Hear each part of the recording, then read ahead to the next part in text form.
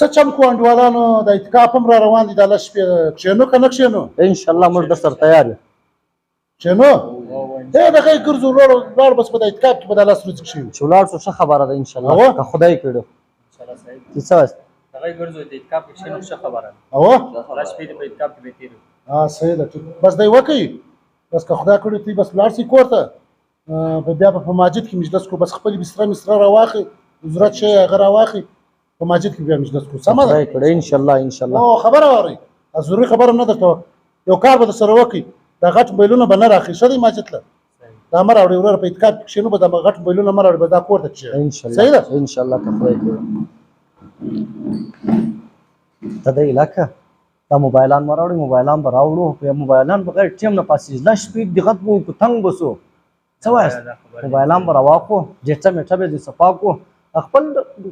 ګورو بیا ټیم به کې پاسوو نو موبایل کې اوس سر خلاص دی دې وایي نو دی لګیا دی په خبرو څه کېږي دنیا لګیا ده وایي دی موږ ته به خپل موبایلان او سره ځو لږ شپې او سره ځو انشاءالله خپل موبایلان راکړو پټ یې راکړو سر خلاص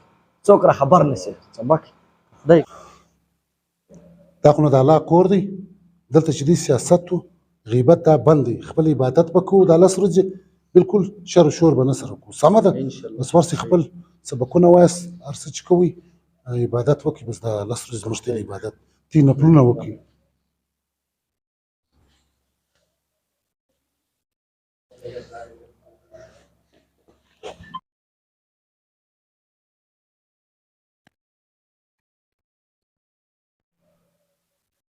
یاره د عمران خان ناست دی که ولاړ شو با عمران خان چې کله د ملک خانه خرابه سوې ده یاره دا کم چې اوس دا نوی حکومت راغلی دی شهباز شریف دی که نواز شریف دی د ملک دا به ښه یاره یا به یې ملک تباه کړی شي یا به یې ملک یار نواز شریف ښه سړی یا به یې نواز شریف د کومې خوا ښه سړی دی یار ملک خانه خرابه سوې ده یاره ته ملک وګوره ملک یې در تباه کړي یاره دا به نه یار نه یار عمران خان ملک ترقي وکړه یاره ملک ترقي وکړه بھائی څه وایي عمران خان ورشه و یار زه خو هم شهباز شریف نه شهباز شریف د کومه خوا وړ ورکوي یاره ملک یې خانه ور خرابه کړې ته وړ ورکوي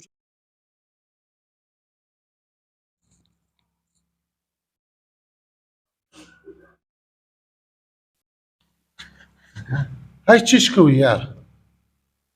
په اول ورځ تی ګرده په خپله مرضي رالاست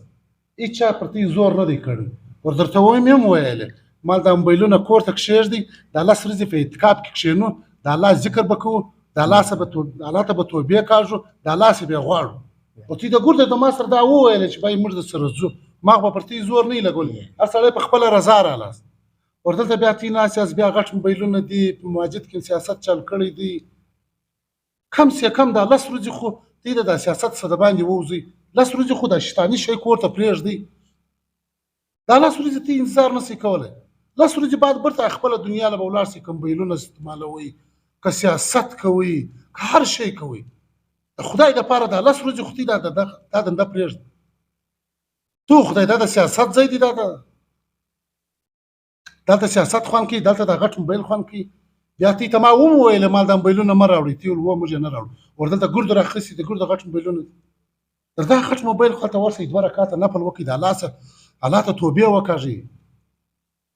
مه کوئ خدای ته وګورئ پر موږ به دغه زلزلې د عذابونه د ګرانۍ دغه موږ د خپله لاسه پر موږ باندې جوړ شوي چې موږ کوم شي له راغلي وو هغه شی یې موږ نه کوو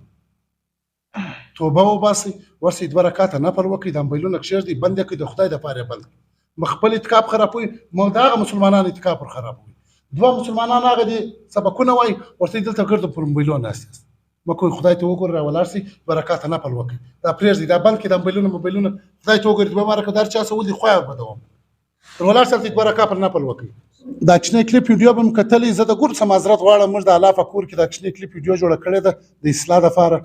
زه هغه ځوانانو هغه خلکو ته دا خواست کوم چې د اعتکاف کې کښېني په د اعتکاف کې ډېر خلک ناست دي سیاست کوي یا غټ موبایلونه د ځانه سره وړي خپله خو اعتکاف خراب ورته دا نورو ملګرو هم اعتکاف خراب د خدای دپاره دا غټ موبایلونه دا 10 ورځې د ځانه سره مه وړئ چې د دا نورو عبادت نشي خراب ورته یې ته هم څوک خبرې ونه کړي دا زموږ کوچنی کلیپ ویډیو کوم چیرې خوښه سوي مخکې سره شیر کړئ چې هر ځای ژوندي اوسئ موږ په دعاو کې مه هېروئ السلام علیکم